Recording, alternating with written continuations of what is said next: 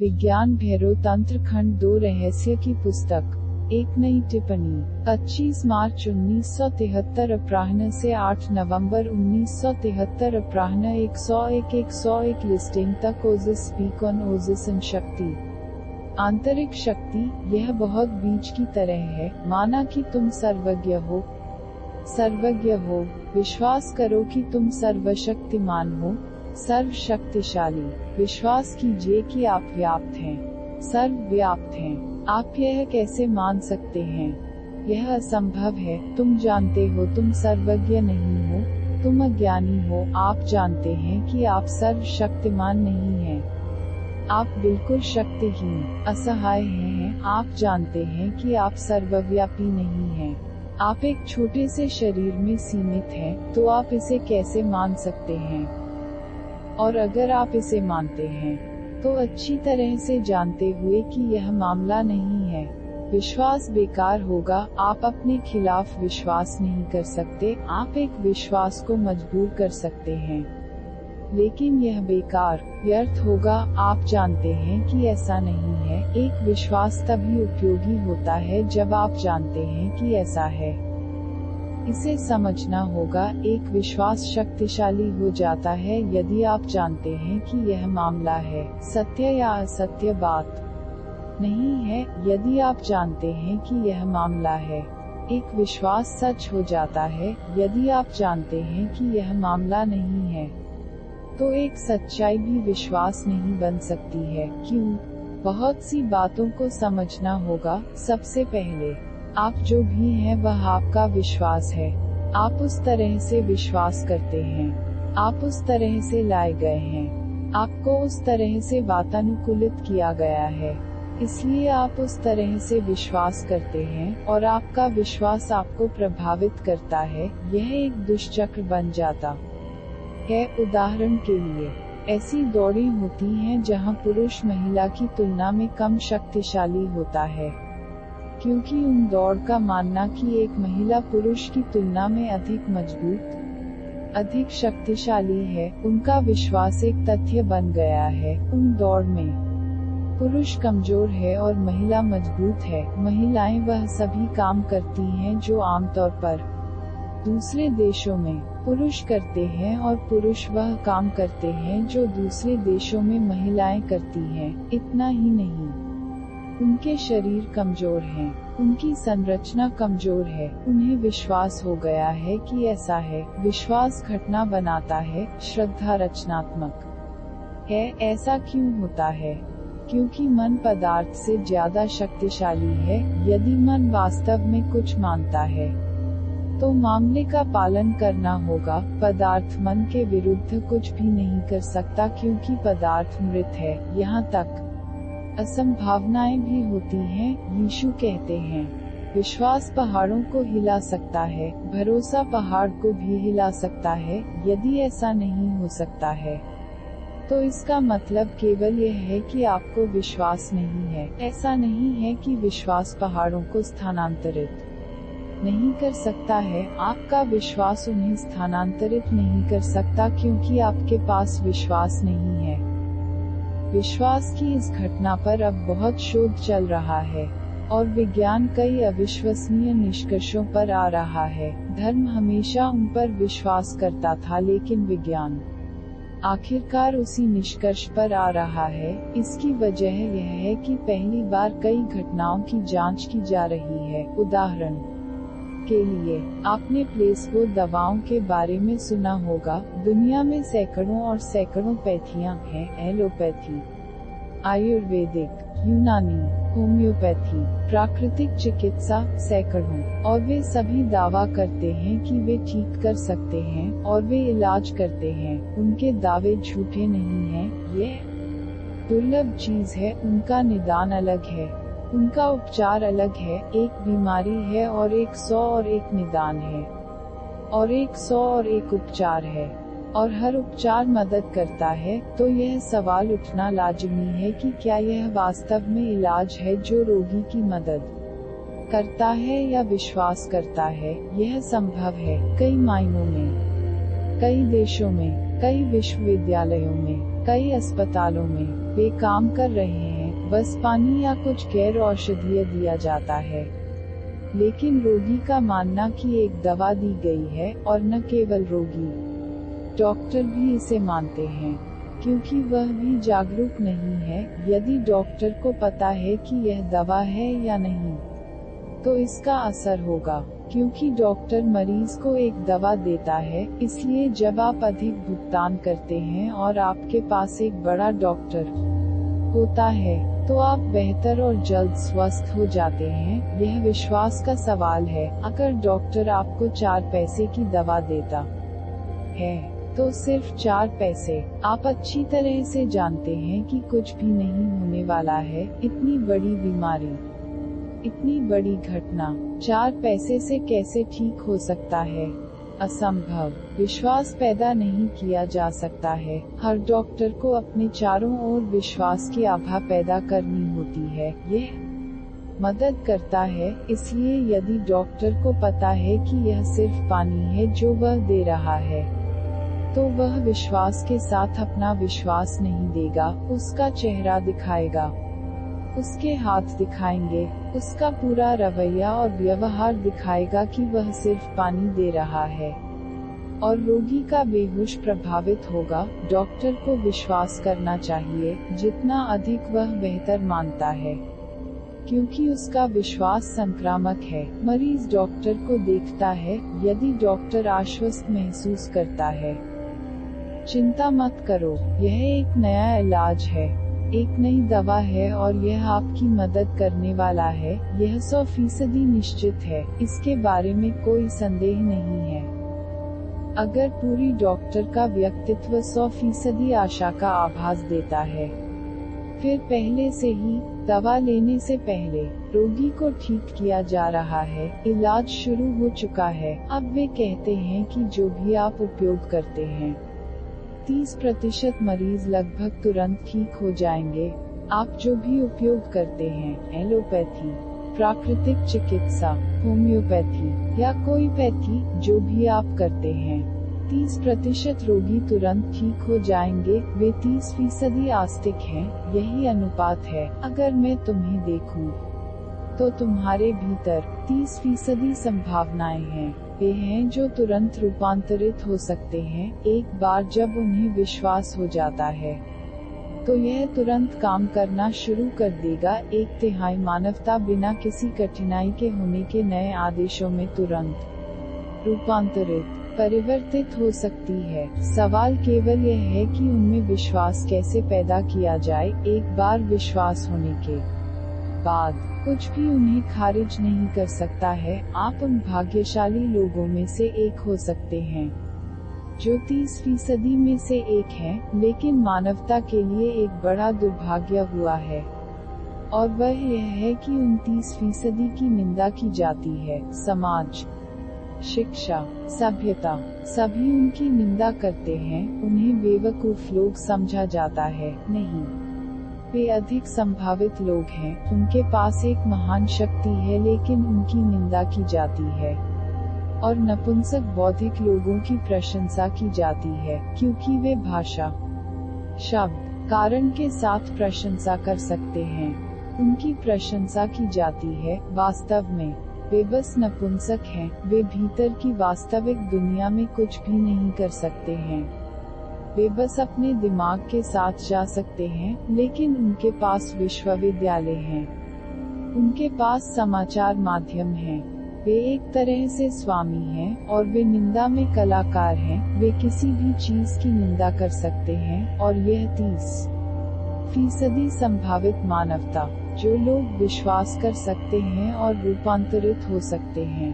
वे इतने मुखर नहीं हैं। वे नहीं हो सकते। वे तर्क नहीं कर सकते। वे बहस नहीं कर सकते। इसलिए वे विश्वास कर सकते हैं, लेकिन क्योंकि वे अपने मामले में बहस नहीं कर सकते हैं, वे स्वयं आत्म निंदा कर रहे हैं। उन्हें लगता है कि कुछ गड़बड़ है। यदि आप विश्वास कर सकते हैं, तो आपको लगने लगता है कि आपके साथ कुछ गलत है। यदि आप संदेह कर सकते हैं, तो आपको लगता है कि कुछ आपके साथ बहुत अच्छा है, लेकिन संदेह कोई ताकत नहीं है। है। संदेह के माध्यम से कोई भी कभी परम परमानंद के पास नहीं रहा, कोई भी कभी भी नहीं। यदि आप विश्वास कर सकते हैं तो यह सूत्र सहायक होगा। विश्वास आस्थावान परवरिश से विश्वास, आप पहले से ही केवल इस पर विश्वास कर रहे हैं। वह सब जो आपको छिपा रहा है, वह सब जो आपको कवर कर रहा है, तुरंत नीचे गिर जाएगा। लेकिन 29% लोगों के लिए भी यह मुश्किल होगा, क्योंकि वे किसी ऐसी चीज पर विश्वास करने के लिए भी सशर्त हैं जो ऐसा नहीं है। वे भी संदेह के लिए वातानुकूलित हैं। उन्हें संदेहपूर्ण होने के लिए भी प्रशिक्षित किया जाता है, और वे अपनी सीमाओं को जानते हैं। तो वे कैसे विश्वास कर सकते हैं?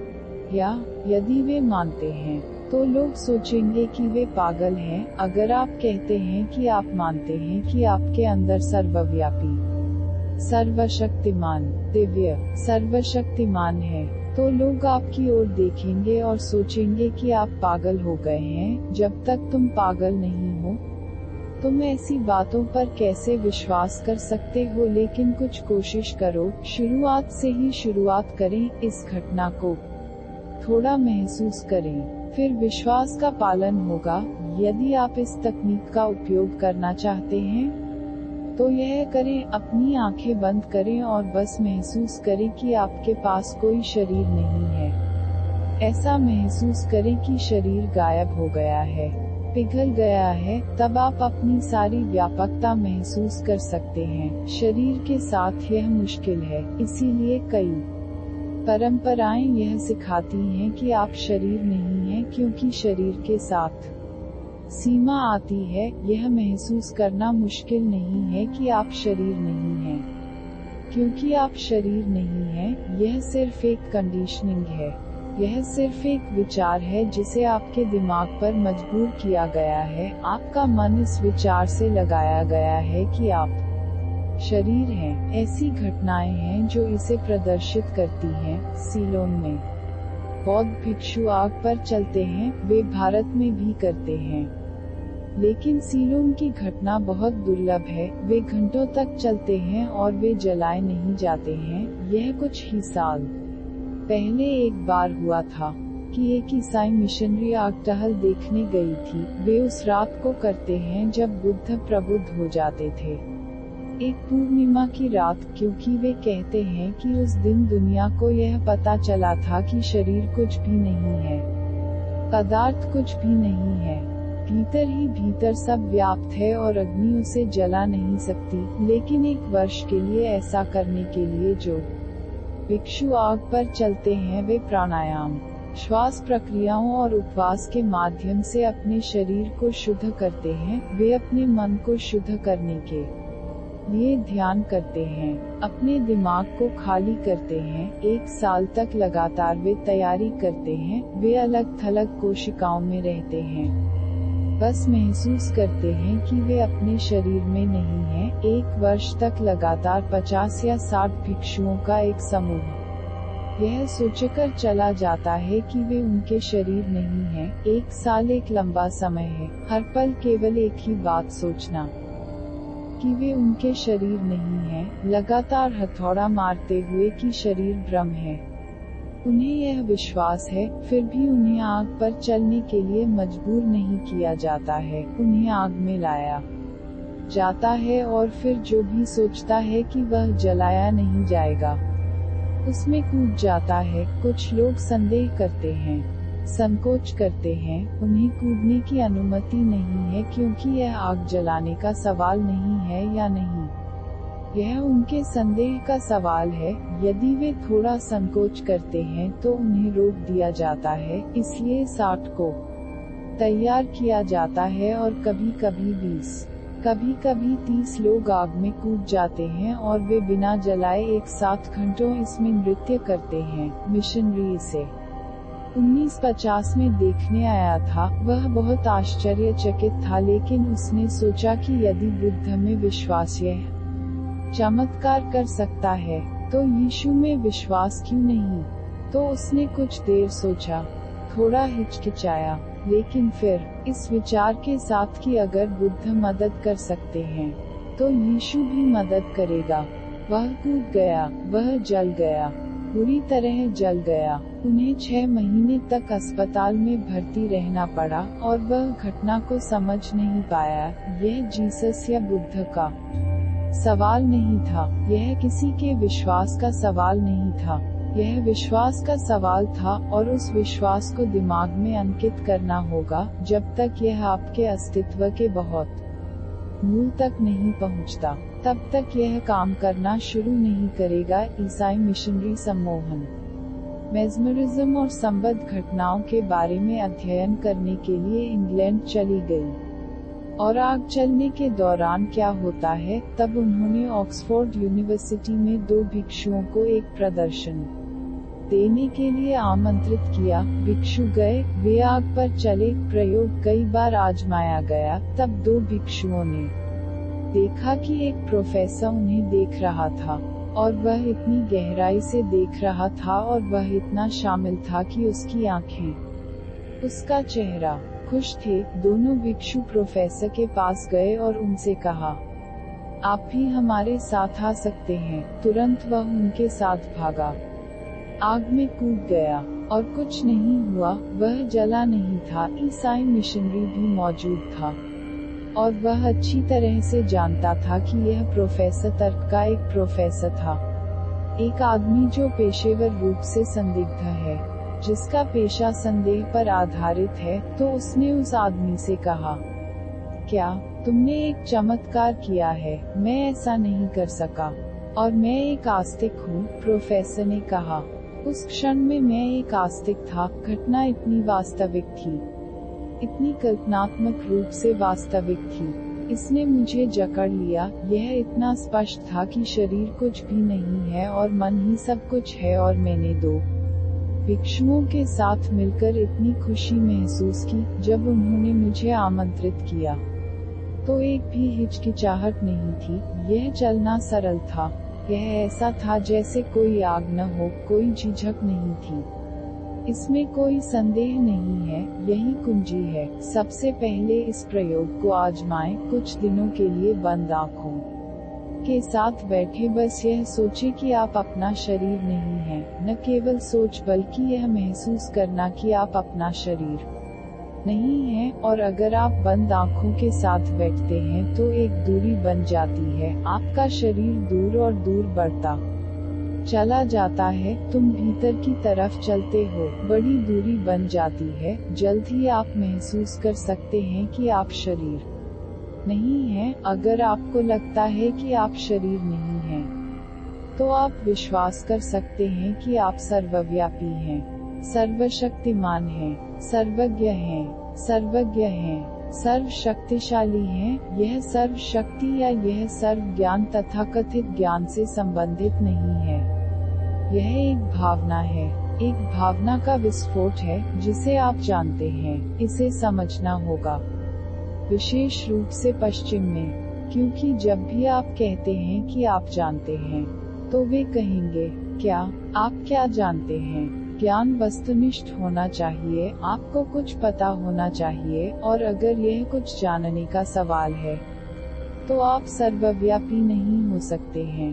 कोई भी नहीं हो सकता है, क्योंकि ज्ञात होने के लिए अनंत तथ्य हैं। उस अर्थ में कोई भी सब जानने वाला नहीं हो सकता। पश्चिम में वे क्यों हंसते हैं जब जैन दावा करते हैं कि महावीर सर्वज्ञ थे? वे हंसते हैं क्योंकि अगर महावीर सर्वज्ञ थे, तो वे सभी जानते होंगे कि विज्ञान अब खोज रहा है और भविष्य में भी कौन सा विज्ञान खोजेगा। लेकिन ऐसा लगता नहीं है। वह कई बातें कहते हैं जो स्पष्ट रूप से विज्ञान के विरोधाभासी हैं, जो सच नहीं हो सकती हैं, जो कि तथ्यात्मक नहीं है। उनका ज्ञान, अगर यह सर्वव्यापी है, तो कभी भी गलत नहीं होना चाहिए। लेकिन त्रुटियां हैं। क्रिश्चियन मानते हैं कि यीशु सर्वज्ञ थे, लेकिन आधुनिक दिमाग हंसेगा क्योंकि वह सब जानने वाला नहीं था। दुनिया के सभी तथ्यों के बारे में जानने के अर्थ में सब जानने वाला, वह नहीं जानता था कि पृथ्वी गोलाकार थी। कि पृथ्वी एक ग्लोब थी, वह नहीं जानता था। वह जानता था कि पृथ्वी समतल भूमि है, वह नहीं जानता था कि पृथ्वी लाखों और करोड़ों वर्षों से अस्तित्व में थी। उसका मानना कि भगवान ने उसे केवल 4000 साल पहले बनाया था। जहाँ तक तथ्यों, वस्तुनिष्ठ तथ्यों की बात है, वह सर्वज्ञानी नहीं थे, लेकिन यह शब्द सर्वज्ञान से बिल्कुल भिन्न है। जब पूर्वी ऋषि कहते हैं सभी जानने वाले, तो उनका मतलब सभी तथ्यों के बारे में जानना नहीं है, उनका मतलब है सभी सचेत, सभी जागरूक, पूरी तरह से अंदर, पूरी तरह से जागरूक, प्रबुद्ध। उन्हें किसी चीज को जानने से कोई सरोकार नहीं है, वे केवल जानने की शुद्ध घटना से संबंधित हैं, ज्ञान नहीं। बल्कि जानने का बहुत गुण है। जब हम कहते हैं कि बुद्ध जानते हैं, तो हमारा मतलब यह नहीं है कि वह जानते हैं कि आइंस्टीन क्या जानते हैं, वह नहीं जानता, वह एक ज्ञाता है, वह अपने होने को जानता है और वह सर्वव्यापक है। सम्मान की भावना सर्वव्यापी है और उस जानने में कुछ भी जानने को शेष नहीं रह जाता। वह है बिंदु। अब कुछ भी जानने की उत्सुकता नहीं है। सारे सवाल खिसक गए। ऐसा नहीं है कि सभी उत्तर प्राप्त किए गए हैं, सभी प्रश्न गिर गए हैं। अब कोई सवाल नहीं करना है, सारी जिज्ञासा दूर हो गई। हल करने के लिए कोई समस्या नहीं है। यह आंतरिक वैराग्य, यह आंतरिक मौन, भीतर के प्रकाश से भरा हुआ अनंत ज्ञान है। सर्वज्ञ से यही अभिप्राय है। यह व्यक्तिपरक जागृति है। यह आप कर सकते हैं, लेकिन ऐसा नहीं होगा अगर आप अपने मन में और ज्ञान जोड़ते चले जाएंगे। आप एक साथ जीवन के लिए ज्ञान जोड़ते जा सकते हैं। आपको कुछ पता चल जाएगा, लेकिन आप कभी नहीं जान पाएंगे। सब अनंत है, इसे उस तरह से नहीं जाना जा सकता है। विज्ञान हमेशा अधूरा रहेगा, यह कभी पूरा नहीं हो सकता। यह असंभव है, यह समझ से बाहर है कि यह पूरा हो सकता है। वास्तव में जितना अधिक विज्ञान जानता है, उतना ही यह पता चल जाता है कि अधिक ज्ञात होना चाहिए। यह सब ज्ञान जागृति का एक आंतरिक गुण है। ध्यान करें और अपने विचारों को छोड़ दें। जब आपके पास कोई विचार नहीं है, तो आप महसूस करेंगे कि यह सर्वज्ञता क्या है, यह सर्व ज्ञान क्या है। जब कोई विचार नहीं होता, तो चेतना शुद्ध हो जाती है। उस शुद्ध चेतना में आपको कोई समस्या नहीं है। सारे सवाल खिसक गए। आप अपने आप को, अपने अस्तित्व को जानते हैं, और जब आप अपने होने को जानते हैं, तो आप सभी को जान चुके होते हैं, क्योंकि आपका होना हर किसी के अस्तित्व का केंद्र है। वास्तव में आपका होना हर किसी का होना है। आपका केंद्र ब्रह्मांड का केंद्र है। इस अर्थ में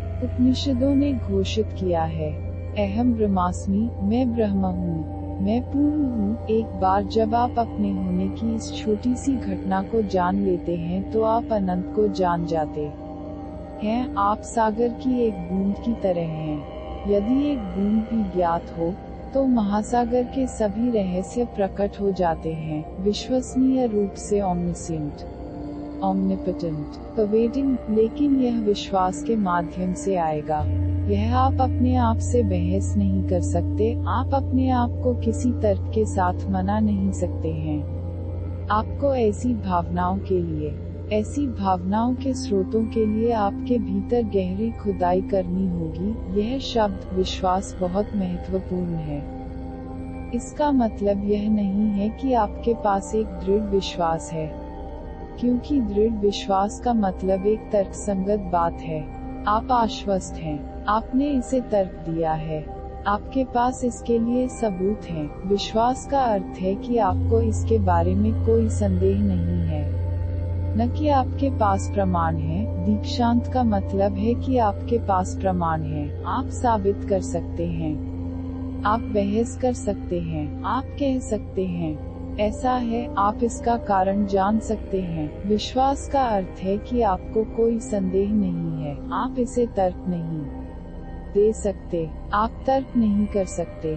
यदि आपसे पूछा जाए तो आप पराजित होंगे, लेकिन आपके पास एक आंतरिक ग्राउंडिंग है। आपको लगता है कि ऐसा है। यह एक तर्क है, तर्क नहीं, लेकिन याद रखें कि ऐसी तकनीकें तभी काम कर सकती हैं जब आप अपनी भावना से काम करें, न कि अपने तर्क से। तो कई बार ऐसा हुआ है कि बहुत से अज्ञानी लोग अशिक्षित मानव चेतना की ऊंचाइयों तक पहुंचते हैं, और जो बहुत सुसंस्कृत, शिक्षित, वाजिब, तर्कसंगत मिस होते हैं। जीसस सिर्फ एक बढ़ई थे। फ्रेडरिक नीत्शे कहीं लिखता है कि पूरे नए नियम में वास्तव में केवल एक ही व्यक्ति था जो सुसंस्कृत, शिक्षित, दार्शनिक रूप से जानकार, बुद्धिमान था। वह आदमी पिलातुस था, रोमन गवर्नर जिसने यीशु को क्रूस पर चढ़ाने का आदेश दिया था। वास्तव में वह सबसे सुसंस्कृत व्यक्ति था,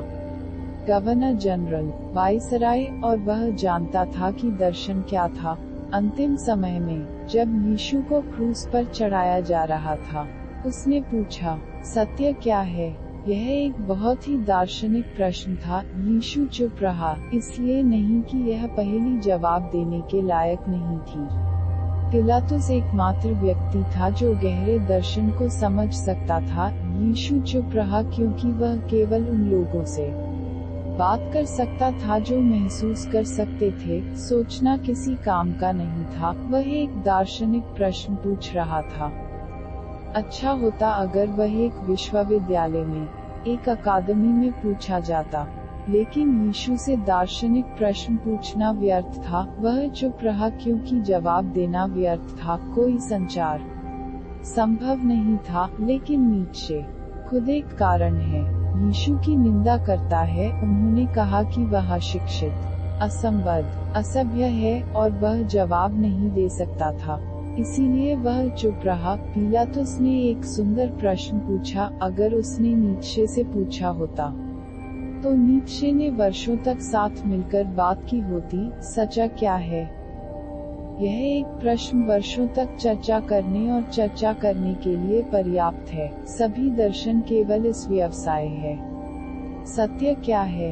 एक प्रश्न, और सभी दार्शनिक इसमें शामिल हैं। नीत्शे की आलोचना वास्तव में एक कारण से आलोचना है, एक निंदा है। कारण ने हमेशा भावना के आयाम की निंदा की है, क्योंकि भावना इतनी अस्पष्ट, इतनी रहस्यमय है। यह वहाँ है, और आप इसके बारे में कुछ नहीं कह सकते। या तो आपको मिल गया है या आपको नहीं मिला है, या तो यह वहाँ है या यह वहाँ नहीं है। आप इसके बारे में कुछ नहीं कर सकते, और आप इस पर चर्चा नहीं कर सकते। आपकी भी कई मान्यताएं हैं, लेकिन वे मान्यताएं सिर्फ विश्वास हैं। वे विश्वास नहीं हैं क्योंकि आपको उनके बारे में संदेह है। आपने अपने तर्कों से उन शंकाओं को कुचल दिया है, लेकिन वे वहाँ हैं। आप उनके ऊपर बैठे हैं, लेकिन वे वहाँ हैं। आप उनसे लड़ते चले जाते हैं, लेकिन वे मरे नहीं हैं। वे नहीं हो सकते, इसलिए आपका जीवन हिंदू या मोहम्मदन या ईसाई या जैन हो सकता है, लेकिन यह केवल विश्वास के कारण है, आस्था नहीं है। मैं आपको एक किस्सा बताऊंगा। यीशु ने अपने शिष्यों से कहा कि वे एक झील के दूसरे किनारे पर जाएं जहां वे ठहरे थे, और उसने कहा, मैं बाद में आऊंगा। वे चले गए। जब वे झील के बीच में थे तो एक बड़ी हवा आई और बहुत उथल पुथल हुई, और वे डर गए। नाव हिल रही थी और वे रोने और चिल्लाने लगे। वे रोने लगे, यीशु हमें बचाओ। वह बैंक जहां यीशु बहुत दूर था, लेकिन यीशु आया। कहा जाता है कि वह पानी पर दौड़ता हुआ आया था, और सबसे पहली बात जो उन्होंने अपने शिष्यों से कही थी, थोड़े विश्वास के आदमी, तुम क्यों रो रहे हो? क्या तुम्हें विश्वास नहीं है? वे डरे हुए थे। यीशु ने कहा, यदि आप विश्वास करते हैं तो नाव से बाहर आओ और मेरी ओर चलो। वह पानी पर खड़ा था। उन्होंने अपनी आंखों से देखा कि वह पानी पर खड़ा था, लेकिन फिर भी विश्वास करना मुश्किल था। उन्होंने अपने दिमाग में सोचा होगा कि यह एक चाल थी, या शायद यह सिर्फ एक भ्रम था, या यह यीशु नहीं था, शायद यह सिर्फ शैतान था। उन्हें या कुछ और लुभाता था, इसलिए वे एक दूसरे को देखने लगे। कौन चलेगा? फिर एक शिष्य नाव से बाहर निकला और चला गया। सचमुच वह चल सकता था। वह अपनी आंखों पर विश्वास नहीं कर सकता था। वह पानी पर चल रहा था। जब वह यीशु के करीब आया तो उसने कहा, कैसे? यह कैसे हो रहा है? तुरंत ही सारा चमत्कार गायब हो गया। कैसे? और वह पानी के नीचे था। यीशु ने उसे बाहर निकाला और कहा, थोड़ा विश्वास करो। तुम क्यों पूछते हो? लेकिन कारण पूछता है, क्यों और कैसे? कारण पूछता है, कारण सवाल करता है। आस्था सभी सवालों को छोड़ने वाली है। यदि आप सभी प्रश्नों को छोड़ सकते हैं और विश्वास कर सकते हैं, तो यह तकनीक आपके लिए चमत्कार का काम कर सकती है। पिछला अगला